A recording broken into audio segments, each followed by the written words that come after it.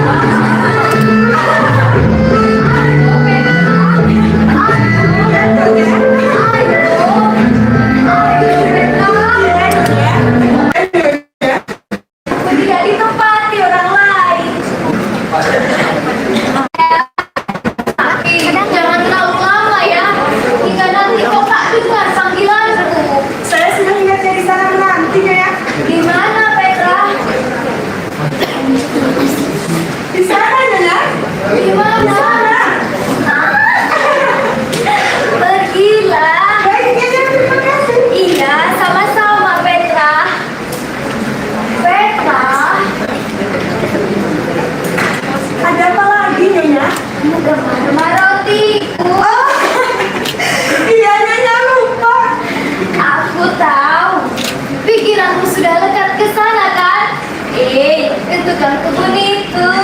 Nyonya bisa saja. Saya kesana dulu ya, Nyonya. Tapi jangan lebih dari 10 menit ya, Petra. Iya, Nyonya.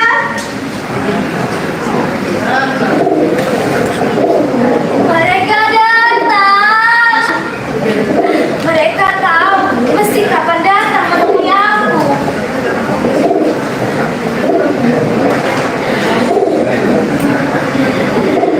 Ini yang putih. Ini yang coklat. Dan ini untuk yang paling kecil tapi manis. Merpati-merpati yang manis. Itu yang besar pasti lebih dahulu kelihatan dari kepalanya. Hei, jangan bertengkar. Ini masih banyak. Besok aku bawakan lebih banyak lagi ya. Ayo Wan, ini ayolah Wan, pelan Wanku, ayo Wan, ayo Wan, pelan ayo sudah, buang-buang waktu dulu. Mereka itu yang di sana suka sekali bicara bukan. Di sini saja Tuan. Hanya ada seorang wanita. Wanita, nggak tahu? Ya Tuan. Sudah tua seperti itu. Kau bilang wanita? Tapi masih cantik Tuan. Kau lihat dari sebelah mana? Tidak Tuan. Pokoknya aku mau duduk tersendiri. Tidak ada bangku lagi, Tuan. Kau lihat yang di sebelah sana. Yang di sebelah sana. Kau lihat.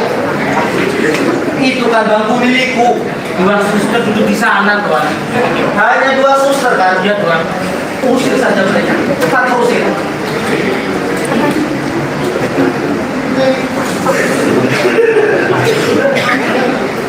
Kau tunggu apa lagi, Tuan? Cepat. Oh iya, Tuan.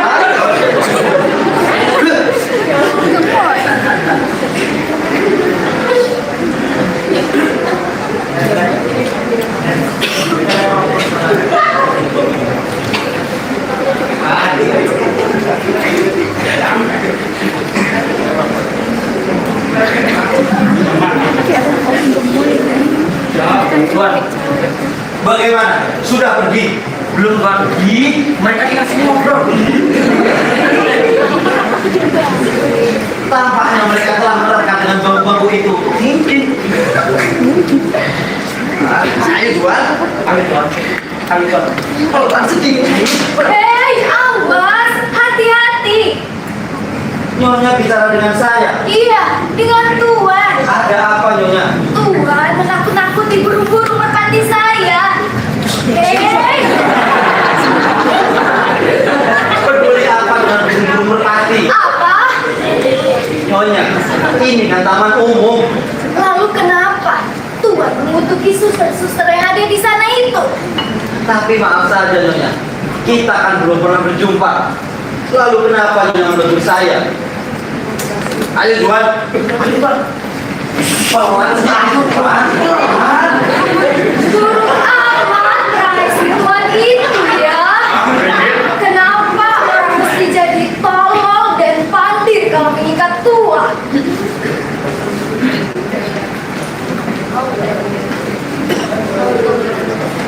Syukur ia tidak mendapatkan bang. Iya, itu orang-orang yang menakut-nakuti burung-burung merpatiku. Iya marah-marah. Ayo, carilah bangku kalau kau dapat. Aduh, kasihan dia menyekap keringat di dahi.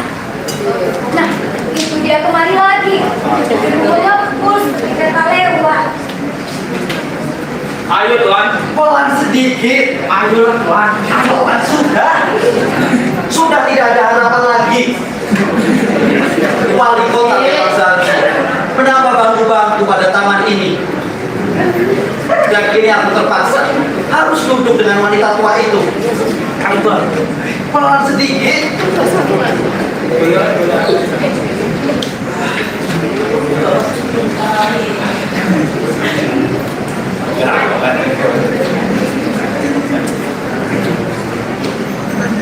Selamat pagi. Jadi Tuan kemari lagi. Ku ulangi lagi Nyonya, kita kan belum pernah berjumpa. Oh, saya hanya membalas salam Tuan. Selamat pagi. Cukup dibalas dengan selamat pagi juga. Seharusnya Tuan juga minta izin dulu kepada saya. Izin. Ini kan bangku milik umum Nyonya. Lalu kenapa bangku yang ada di sana itu Tuan katakan milik Tuan? Sudahlah Nyonya. Dasar wanita tua. Seharusnya dia di rumah saja, merenda atau bentuk tasbih. Alangkah sombong benar ya Tuan ini.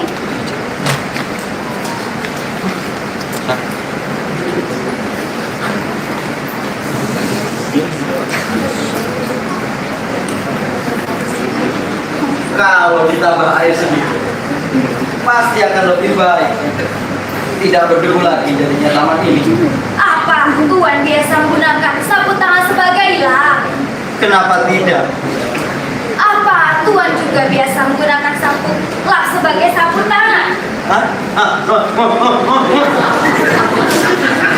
Nyonya tak punya hak untuk mengkritik saya. Oh, sekarang saya tetangga Tuan. Tuan itu buku. Bosan aku mendengar ocehan seperti ini. Alangkah sopan santun ya Tuan ini. Tapi maaf saja Nyonya, saya harap Nyonya tidak bernafsu untuk ikut campur tangan urusan orang lain. Saya memang biasa mengeluarkan pikiran-pikiran saya sendiri. Tuan itu buku. Ini Tuan. Lambat kamu ini. Yang sabar Tuan. Tuan. Apa? Tuan kan sudah dapat banget. Lalu Saya ingin izin Tuan. mau kemana kamu? Ada seseorang yang ingin saya temui Tuan. Ya, tapi jangan lama-lama. Baik Tuan.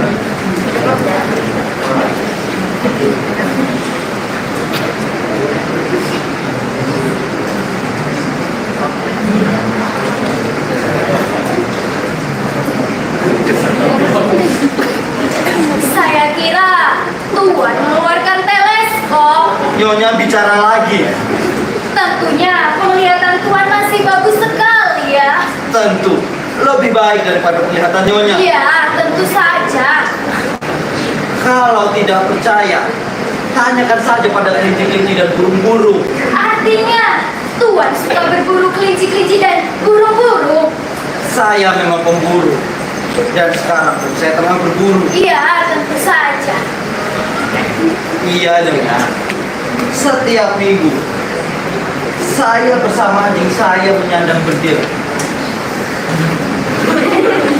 Pergi ke arah zakat, iseng-iseng berburu, membunuh waktu. Apanya waktu saja biasa Tuan bunuh. Nyonya kira begitu? Saya bisa menunjukkan kepala beruang yang besar di kamar saya. Dan saya bisa menunjukkan kepala singa yang besar di kamar tamu saya. Meskipun saya bukan pemburu. Sudahlah Nyonya, saya mau membaca. Percakapan cukup, ngomong putus. Tentunya Tuan menyerah.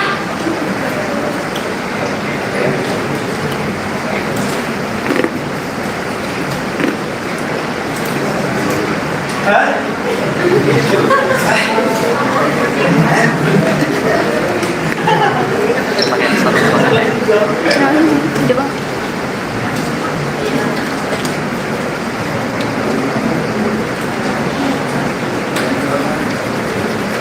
Nyonya mau obat bersih? Kalau cocok, Ini yang nomor 1 Nyonya. Nyonya pasti akan suka. Ini Nyonya.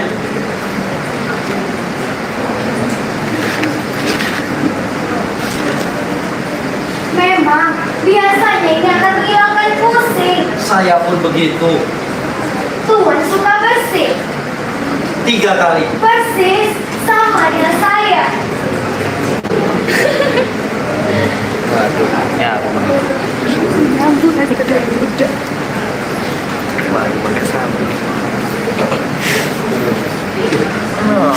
Asik. Ah! Asik. Ah! Asik.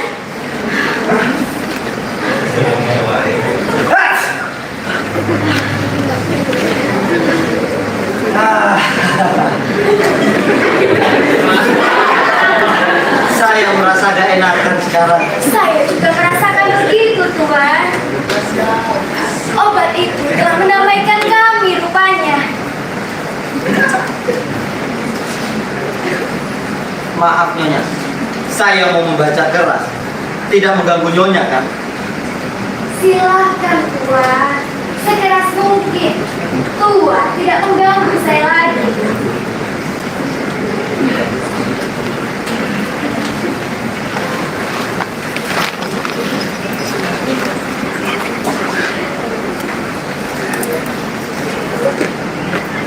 Segala cinta itu menyakitkan hati.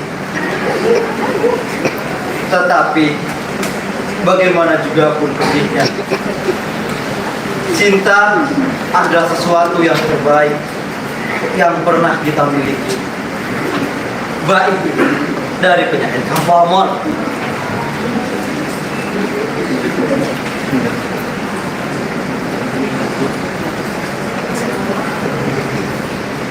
Anak-anak dari para bunda yang paling kucinta menciumku mesra seperti bayangan papa. Baris-baris ini agak lucu juga rasanya. Saya kira juga begitu, Tuan. Ada beberapa sajak yang bagus dalam buku ini. Nyonya mau dengar? Boleh.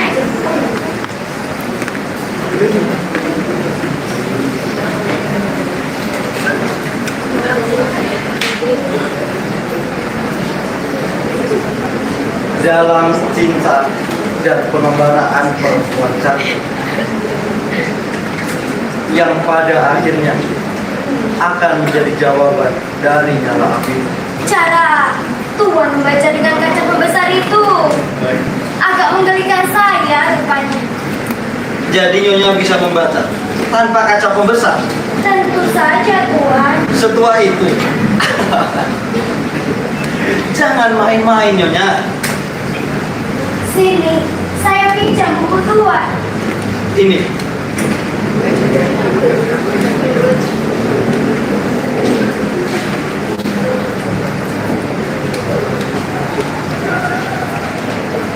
Dalam cinta dan pengembaraan perempuan cantik.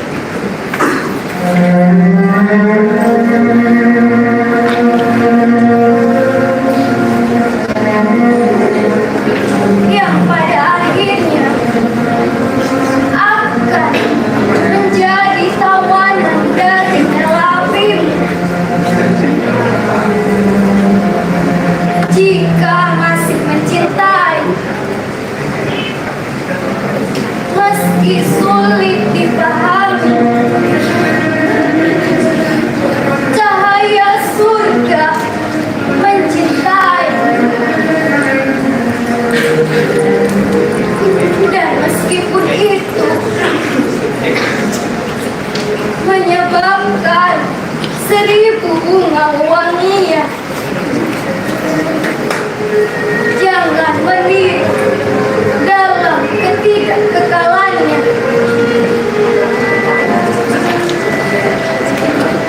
Dan meskipun itu menyebabkan begitu banyak pengembaraan, biasanya cantik di antara bunga. Temukan ramuan paling beracun. Hebat. Saya iri hati dengan penglihatan Nyonya. Ini buat. Ya. Padahal saya hafal yang kata syair itu. Saya gemar sekali puisi-puisi yang bagus. Gemar sekali. Bahkan dulu ketika saya masih muda, ada saatnya saya bersyair Saja bagus juga. macam-macam lah. Dulu saya juga sahabat dari Expo Soda, Zorilla, Bosquare, dan penyair-penyair yang lainnya. Pertama kali berjumpa dengan Zorilla itu di Amerika. Tuan pernah ke Amerika? Sering. Pertama kali ke Amerika itu umur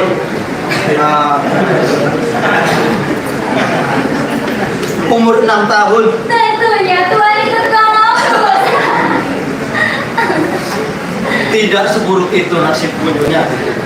Aku sudah tua, tapi belum pernah kenal dengan Raja Ferdinand dan Ratu Isabella. Oh iya, saya dulu juga sahabat Campo Amor. Pertama kali bertemu di Valencia. Saya warga kota di sana. Apa sungguh? Iya Nyonya, saya dibesarkan di sana dan masa mudaku gua habiskan di kota itu. Nyonya pernah ke Valencia? Pernah. Tiada jauh dari Valencia ada sebuah villa, dan kalau masih berdiri sekarang dapat mengingatkanku dengan kenangan-kenangan yang manis. Saya pernah tinggal beberapa musim di sana, tapi sudah lama lampau. Villa itu dekat laut, tersembunyi di antara pohon jeruk. Mereka menyebutnya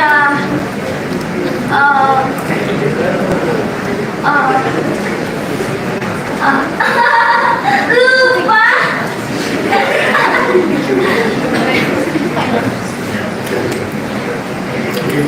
Oh ya, villa Marisela. Marisela. Tuan pernah mendengarnya? Tak asing lagi nama itu.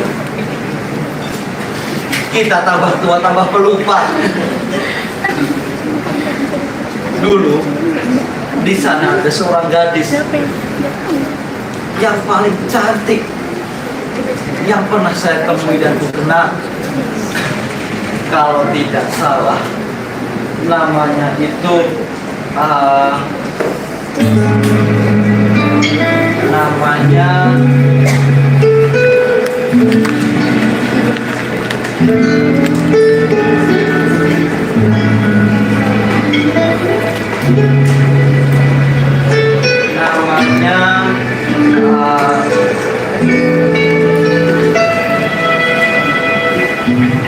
Laura Llorento. Laura Llorento.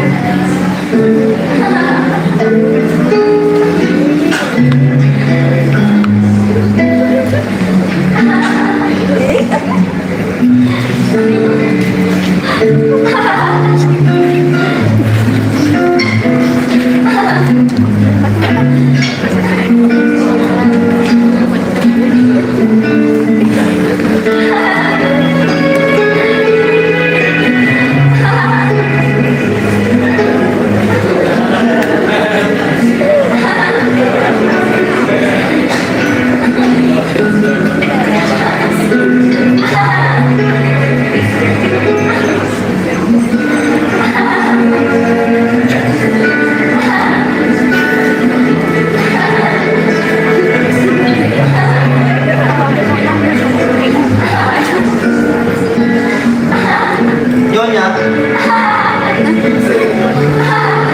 Nyonya, Nyonya. Tidak. Saya hanya mengingat teman karib saya. Aneh juga. Memang aneh. Dia diberi sebutan perawan bagai perak. Tepat, perawan bagai perak. Nama itulah yang terkenal di sana.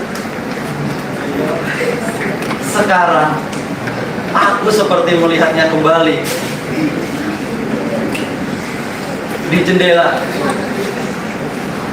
di antara kembang mawar merah itu. Nyonya ingat jendela itu? Iya, saya ingat. Itulah jendela kamarnya. Dia suka sekali berjam-jam di sana. Iya, memang dia suka begitu. Dia adalah gadis yang ideal, manis sebagai kembang lilia, rambutnya hitam, sungguh mengesankan sekali, mengesankan sampai kapanpun juga. Tubuhnya ramping sempurna.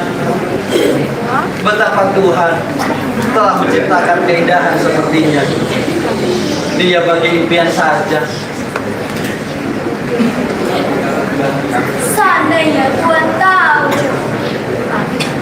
bahwa impian itu ada di samping Tuhan, Tuhan akan sadar impian macam apa itu. Dia adalah gadis yang malang, yang gagal cinta. Betapa sedihnya. Tuhan pernah mendengar kabarnya? Pernah. Nasib malang meminta yang lain. Gonzalo, Si jago cinta itu. Peristiwa cinta yang sama. duel itu.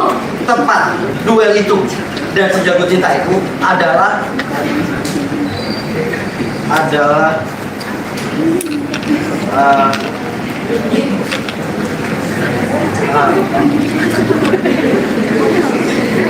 saudara sepupu saya. Saya juga sangat menyayanginya. Oh iya, saudara sepupu. Seorang teman telah menyurati saya. Dia bercerita bahwa Saudara sepupu Tuan itu setiap pagi lewat di depan jendela kamarnya dengan naik kuda, lalu melemparkan seberkas kembali yang segera disambut oleh gadisnya. Dan tak lama kemudian, saudara sepupu saya itu kembali lagi untuk menerima kembali dari atas. Begitu. Benar.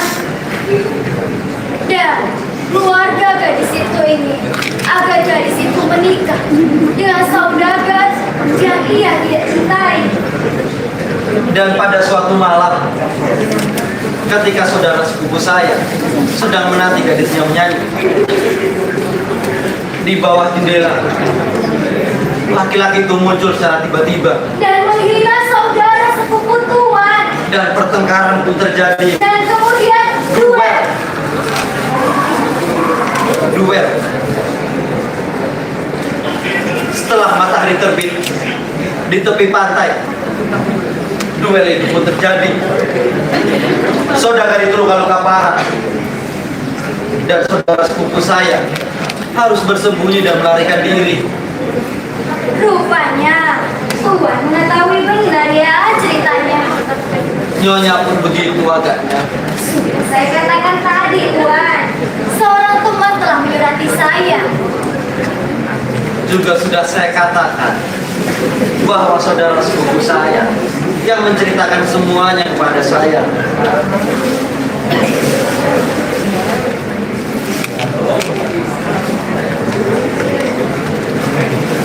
Dialah Laura itu. Tak salah. Mengapa menceritakan kepadanya? Dia tidak curiga apa-apa. Dia sama sekali tidak bersalah. Dan apakah Tuan pula tidak menasihati saudara sepupu Tuan itu untuk melupakan Laura? Tidak, tentu tidak. Saudara sepupu saya tidak pernah melupakan Laura. Bagaimana begitu? Akan saya ceritakan semuanya kepada Nyonya.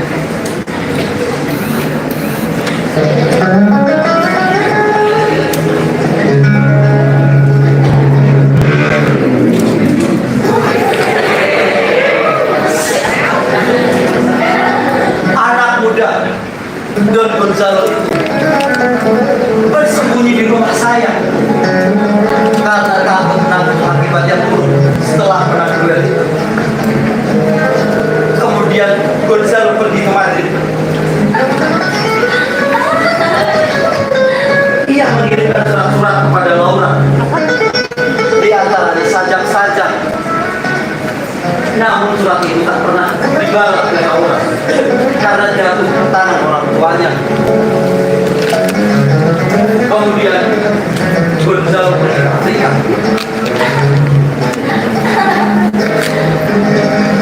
Ia pergi ke Afrika karena cintanya yang telah gagal sama sekali. Kemudian dia masuk tentara.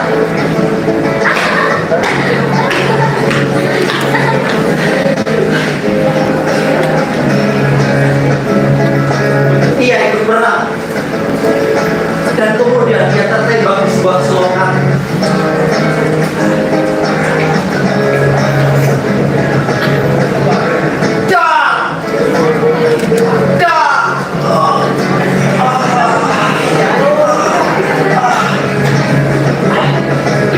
Dan dia masih terus memanggil.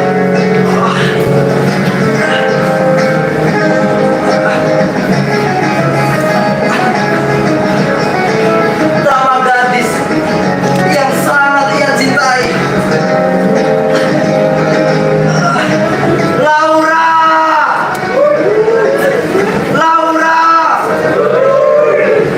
Laura! Dusta mata belaka. Aku tidak bisa berdusta. Lebih ngeri lagi. Tuan dikembangkan oleh kesedihan yang mendalam. Tentu Nyonya, dia sudah saya anggap sebagai saudara kandung saya sendiri. Dan pastinya tak lama dari itu Laura pun telah melupakannya, telah kembali lagi bermain kupu-kupu seperti biasanya, tak pernah meratapinya. Tidak, Tuan. Sama sekali tidak. Perempuan kan memang biasanya begitu. Kalau itu sudah sifat perempuan, perawat bagai perak adalah terkecuali. Teman saya itu menanti berhari-hari, berbulan-bulan, bahkan bertahun-tahun. Tapi tidak selembar surat pun dia terima. Suatu senja ketika matahari terbenam, ia pergi meninggalkan rumah dengan langkah tergesa menuju ke arah pantai, di mana tempat kekasihnya menjaga nama baiknya. Mana ia menuliskan namanya di atas pasir, lalu duduk di atas batu karang, menatap ke kaki langit. Ombak menyanyikan kembang duka yang pekat dan menggapai dari situ dari batu karang. Lalu air pasang segera tiba dan menyapu garis dari muka bumi. Ya Tuhan, Para nelayan di sana sering menceritakan bahwa nama yang ditulis garis itu lenyap di telan air pasang. Toh, kamu tidak akan tahu. Aku mengarang sendiri cerita kematian. dia berdusta. Lebih ngeri dari dustaku. Laura yang malang. Gonzalo yang malang. Kasihan Mas.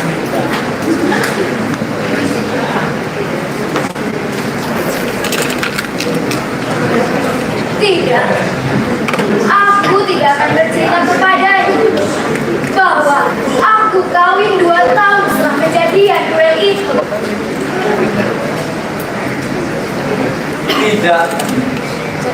Tidak akan kuceritakan kepadanya bahwa 2 bulan setelah duel aku mengawini penari balet dari Paris. Nasib memang selalu aneh ya. Di sini, Tuan dan saya, 2 orang asing yang saling bertemu secara kebetulan, menceritakan kisah cinta yang sama dari 2 teman lama. Seperti sudah akrab benar ya kita ini. Memang aneh. Pada mula-mula kita berjumpa tadi, kita bertengkar. Tuan juga yang menakuti burung-burung merpati saya. Memang agak kasar saya tadi. Memang kasar. Tuan, besok pagi kemari lagi. Tentu.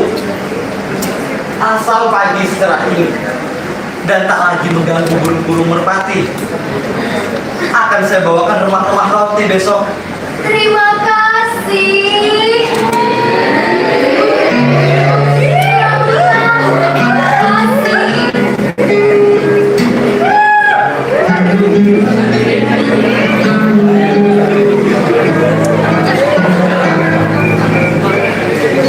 Di mana ya Petra tadi? Petra! Petra! Petra! Tak akan kukatakan siapa aku sebenarnya. Aku sudah tua dan lemah. Biarlah dia menganganku sebagai penunggang kuda yang tampan yang lewat di bawah jendelanya. Nah, itu dia. Itu Juanito. Dia sedang bercanda dengan gadisnya. Hei, Juanito, cepat kemari. Cepat, Juan. Tidak. Aku sudah berubah tua. Biarkan dia mengingatku sebagai gadis bermata hitam yang melemparkan bunga dari atas jendela.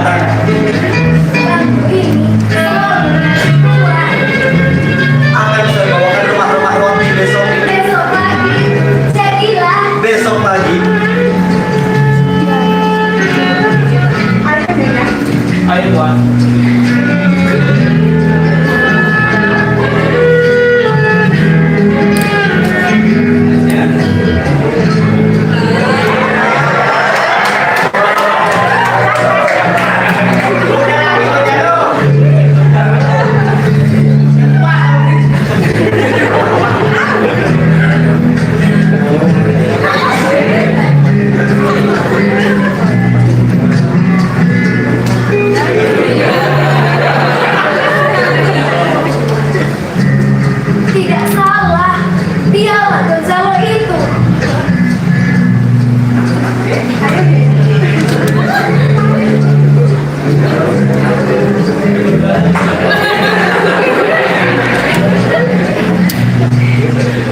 Dialah Laura itu tidak salah.